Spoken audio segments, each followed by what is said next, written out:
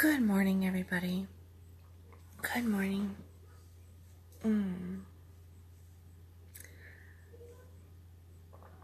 am far from awake this morning. Far from awake. Fell asleep last night earlier than I normally do. It's been a long couple of days. Awesome days. But a couple of days that just been go. And then today's another go day. At least the afternoon into the evening is. So, excuse me for not being completely awake here. Good morning, Addison. Good morning, Ray. Morning, Steve. So this morning's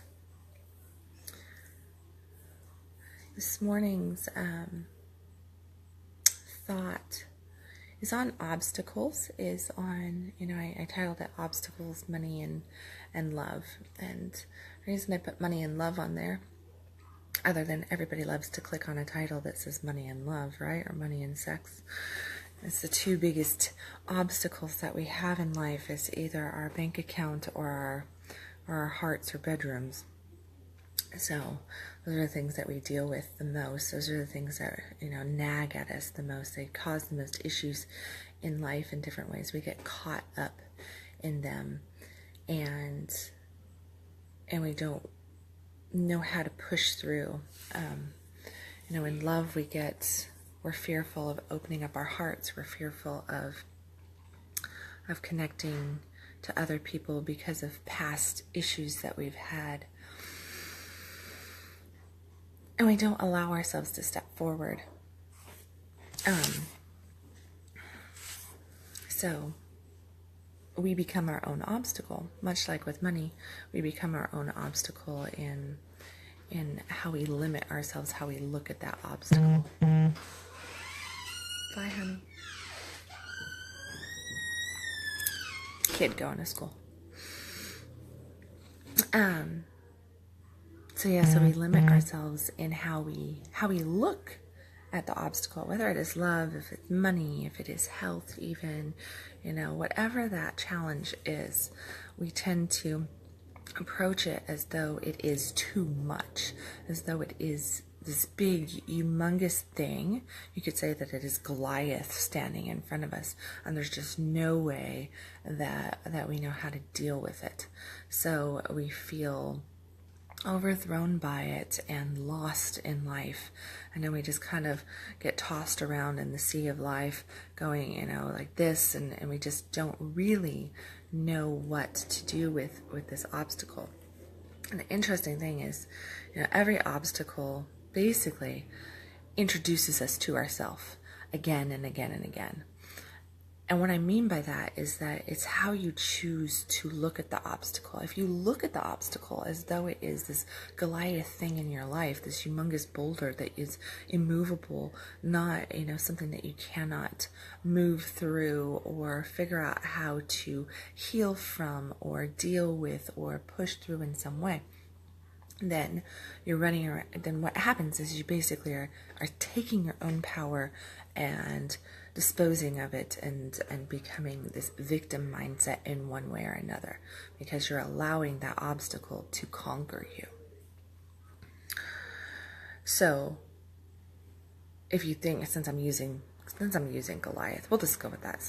Maybe there's a reason why I'm using Goliath, right? So Goliath, let's go back to Goliath. We'll go back to this Bible story of David and Goliath. I almost forgot David's name.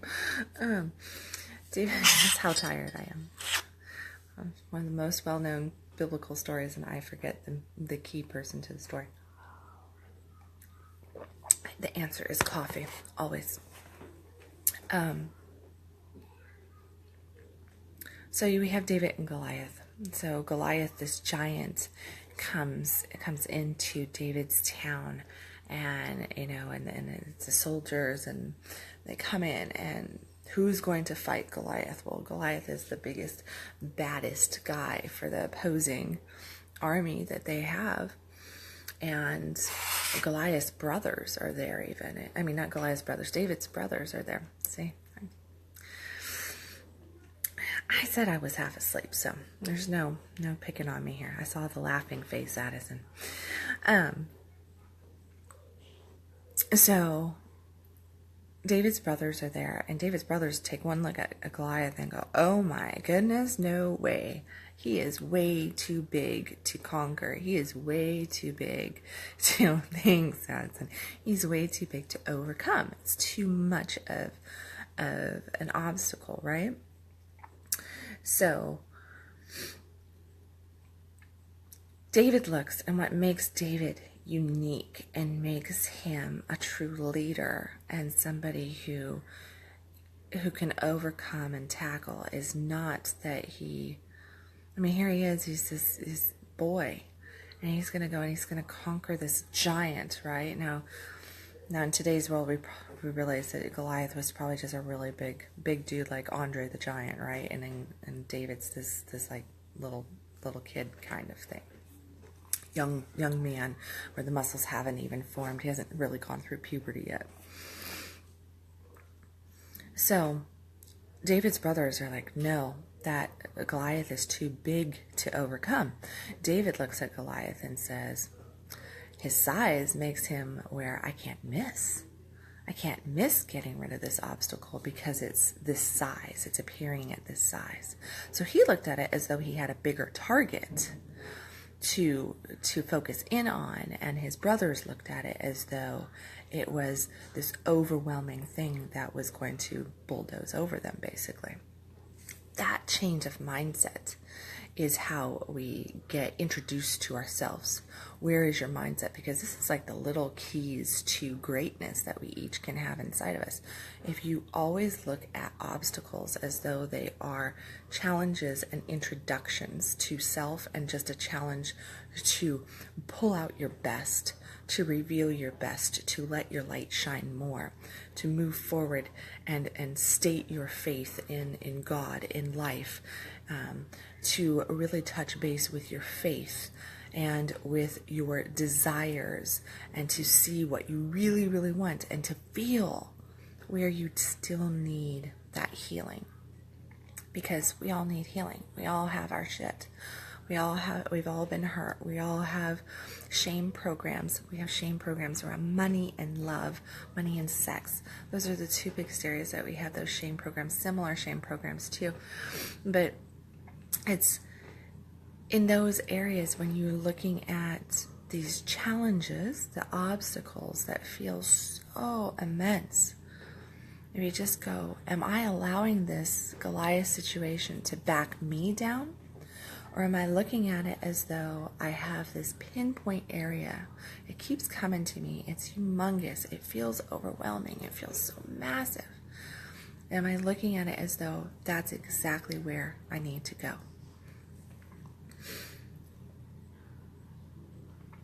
The big thing to remember about obstacles, no matter what the obstacle is that every obstacle has a lifetime, a lifespan. And it's limited. That's what lifespan means. We have lifespans because it means that we have a limited amount of time here in this physical existence. Well, so does obstacles. We talk about seasons of life. You know, we have the winter, we have the spring, we have the summer and the fall. These different aspects of life. That season of life may be a month, it might be a year. What makes up the season truly is how we move through the obstacles. Hold on, I hear somebody behind me.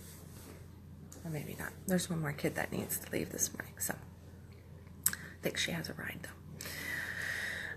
So you have to remember that all obstacles have lifespans just like us in our human form. We have this lifespan, so it is limited, which means that time is in your favor. Everything will change, and if you think about it, what were the obstacles of last year that you felt completely overwhelmed by, challenged by, like you couldn't move through, or just caused you anxiety, frustration, fear, overwhelm? And it really had your attention and you didn't know what to do with.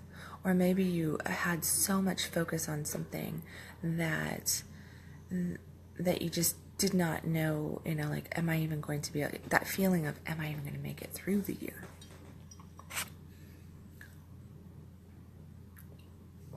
So as you're thinking about those obstacles of last year, how many of them are still present this year?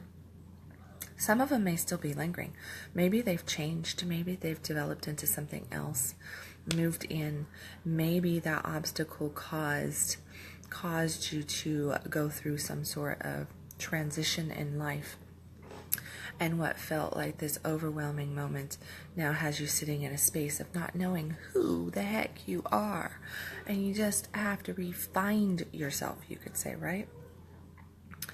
That often happens with like job loss or love loss, something like that, where you have to recalibrate. You have to figure out what's going on with you, and you have to find yourself again. But in truth, the majority of the obstacles last year, if you really think about it, because we have lots of sizes of obstacles, right? Majority of the obstacles last year that probably had you going either don't exist, maybe you don't even remember what they are. Maybe just me asking you what's the obstacles of last year, you go, I don't know. I don't remember the obstacles. Last year was a stressful year. And maybe that's as good as you can get, is that last year was a stressful year.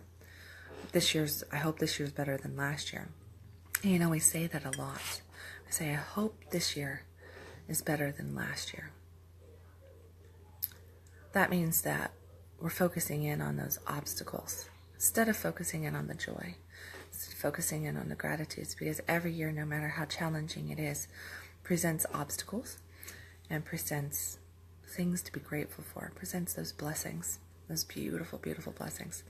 Where's your focus at? What are you putting your eyes on? Are you focusing in on the obstacles, turning over your power and becoming a victim to them? Do they feel too big to tackle? Too big to move through in some way? Too big to let go of still? Are you still caught up in the obstacle? The way through the obstacle and to really meet yourself even more is to do the work. Any obstacle, no matter what it is, really should not. If you really get, let's say, hurt in life or something, depending on what's going on and what the situation is, and I hate giving time frames, but people always want time frames. So I'm going to do this. I'm going to give you this. Hey, good morning, Delta. Hey, Michael. And Amy. To move through those obstacles in like what you could say a proper time frame, okay? And this is just a showing if you are getting caught in victimhood, and which is completely giving your power over, or if you are doing your work to move through. So depending on where you're at in your healing, in what needs to be in that mourning process, we'll call it. Typically it takes 2 to 12 months to move through major obstacles, okay? Major obstacles.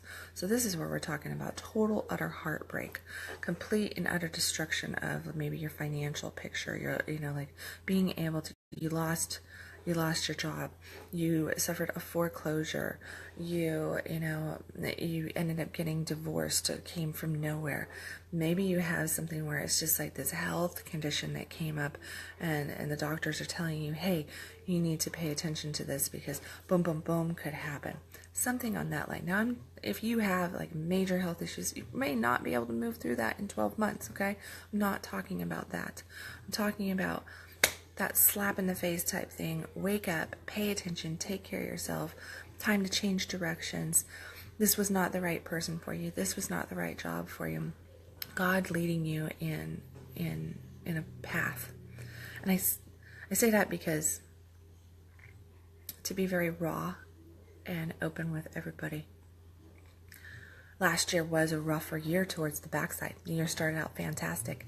Because it was all hunky-dory, sweet, awesome, romantic, passionate, adventurous, all the things that I love so much.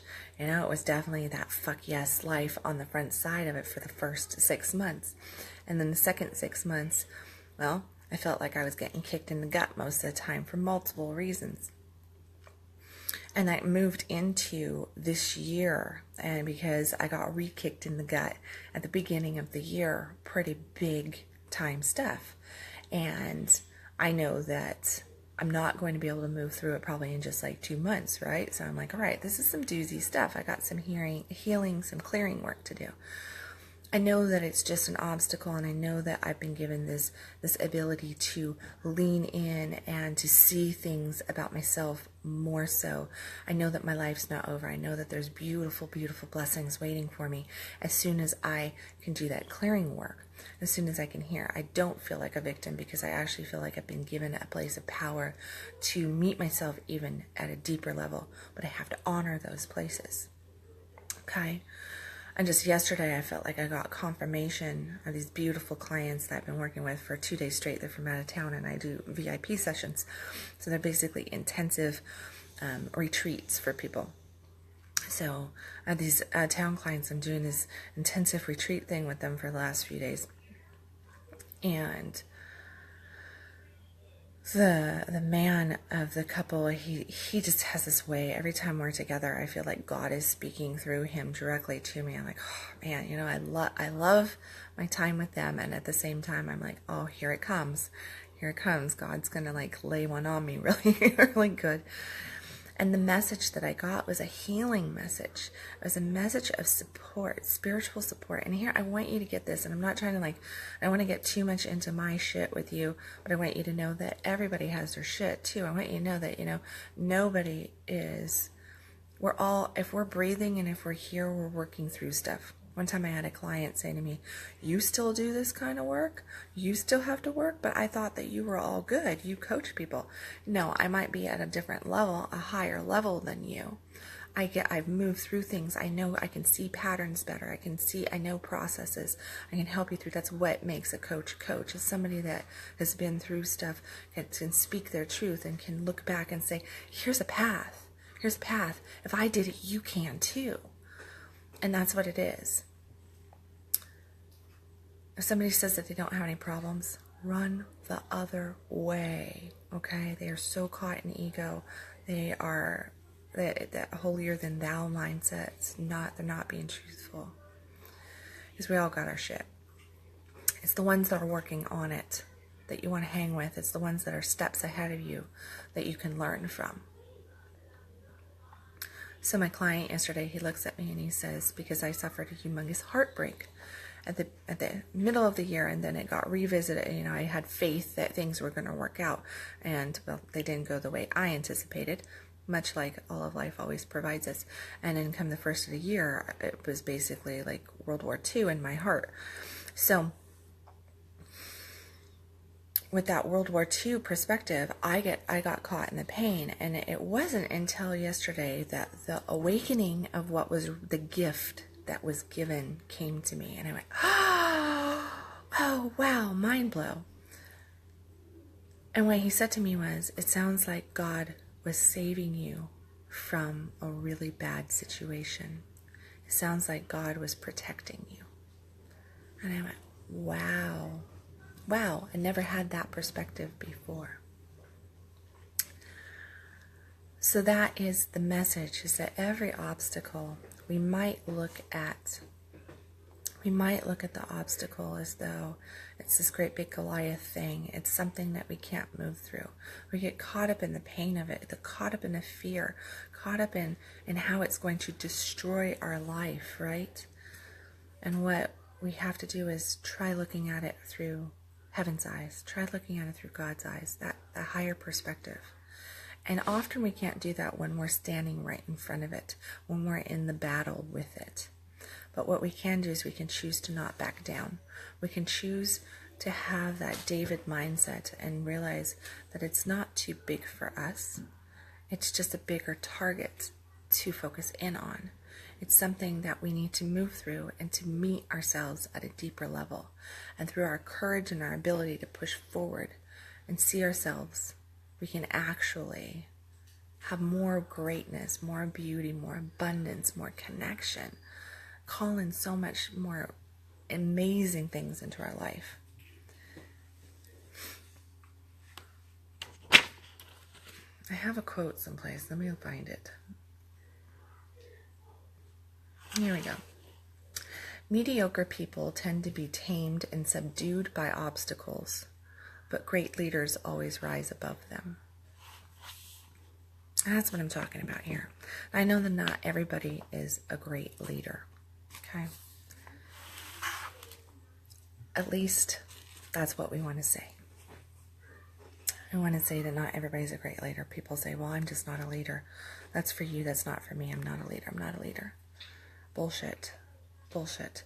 You're a leader in a certain aspect of your life. There's something that we're all leaders. We all lead. We all guide. We all share messages. We all are here for a reason. And the reason is to share of ourselves and to connect. We're here to thrive. We're here to live an abundant life. We're here to find ourselves a little bit more. We're here to show the way to others and to be support systems for others. It's all leadership stuff. It really is. It's all leadership stuff. So what kind of a leader are you? That's the only question. Are you a leader that allows obstacles to overcome you? Are you a leader that hasn't really stepped into that leadership role because you've got certain things going on, there's certain patterns that are holding you back, restrictions? Maybe it's shame, maybe it's guilt, maybe it's lack of worthiness, self-love, self-image issues, belief that you're not smart enough, belief that you didn't grow up in the right household, you weren't given the proper schooling for it, something like that. Are you a person that is willing to self-educate, move forward, step forward, and really take the lead in your life for you first and then help others?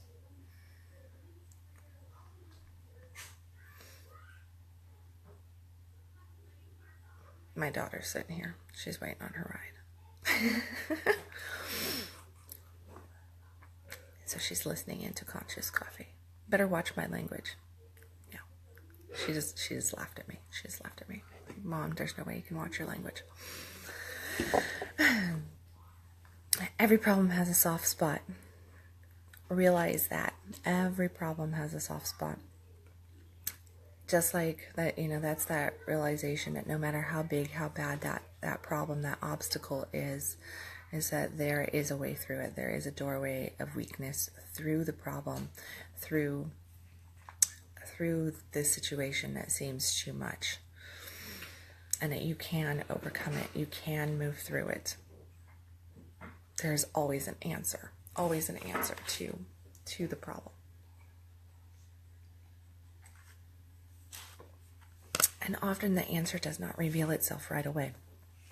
Often the answer does not even come from logical thinking. It doesn't come from a space where we can easily access it on the front side, because we have to meet ourselves enough. We have to open up enough to actually be able to see the answer. So much like, now we'll go back to my story, like the getting caught in one idea and that hopefulness, that expectation, which is all fantastic. I mean, I definitely cast out a whole bunch of awesome, good stuff that I can't wait to see it come over last year, while I was being patient and waiting and focusing in on doing self-healing work and a whole bunch of different stuff. And then to basically get kicked at the beginning of the year and feel overwhelmed and fear and anger and depression and all this different stuff. The truth of the matter is that the answer came to me yesterday. And it was like this aha. Because what happened, here's the thing. Those answers often come, it's like lost keys. We lose our keys. We search the house for them. We search, we even go and we look in the car. Did I leave them in the ignition? We search all over the place, right? We search. We cannot find the keys. As soon as we stop looking for the keys and we go and we change our gear to something else and we're like, oh, I don't know where the heck the keys are.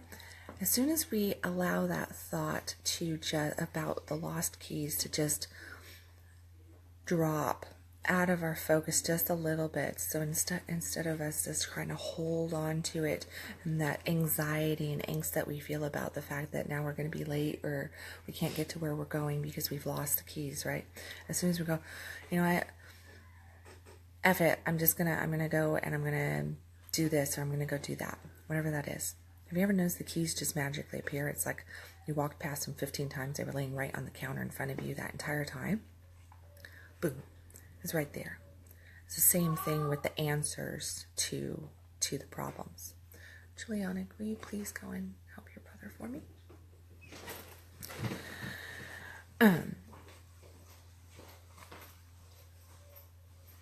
As soon as we let go of all of that focus on what we don't have, on the scarcity of not having it, and we have our thoughts, because what we're doing is we're pushing away the keys from appearing because we're so focused on them not being there. We're so focused on us not having them, and that they're not where we expected. It's not showing up the way we expected. In other words, we are in the lack of that. Once we drop that thought, the keys can appear to us because now we're not in scarcity mode about it. We are now in receiving mode. So you want the answer to a problem. As long as you're focused on the fact that you don't have the answer to the problem, the answer will not arrive. As soon as you let that go and change your direction a little bit, soften yourself, the answer's going to pop in, much like it did for me yesterday. I mean, that was a humongous blessing in itself, that I went, oh wow, I kind of let this go just enough that I got clarity on this. Thank you. And then when you find your answers, be in gratitude like that right there. Say thank you.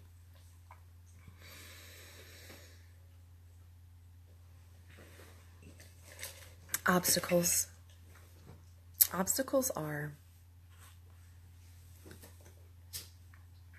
what we see when we take our eye off of the goal.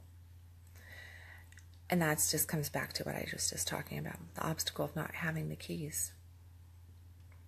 If we don't have the keys, then we have this obstacle. Instead of the goal of driving, we actually have this other of getting to, point B that we're trying to get to, that goal out there, that destination. We're so focused in on what we don't have and how we're not there, and how we're going to get stuck in traffic, and how, these aren't the right pants that I wanted to wear today, so I'm not going to be able to walk out of the house. I mean, that kind of frustration level. And if you think about it, every time you lose your keys, what's really going on inside of you? It's not, you're probably not having a peaceful morning where everything's just like da da da da da, like you got this awesome music playing in the background, like you're on a Hollywood set or something. No, you don't have, it's not a peaceful morning. It's not one of those mornings.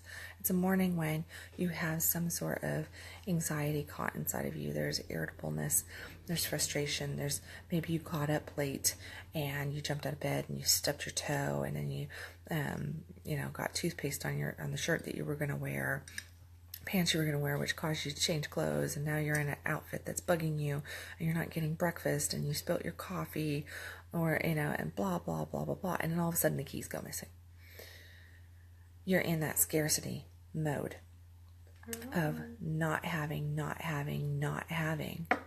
and as you pull back and you constrict that energy, you're creating the obstacle, because you've now taken your sight off of your desire.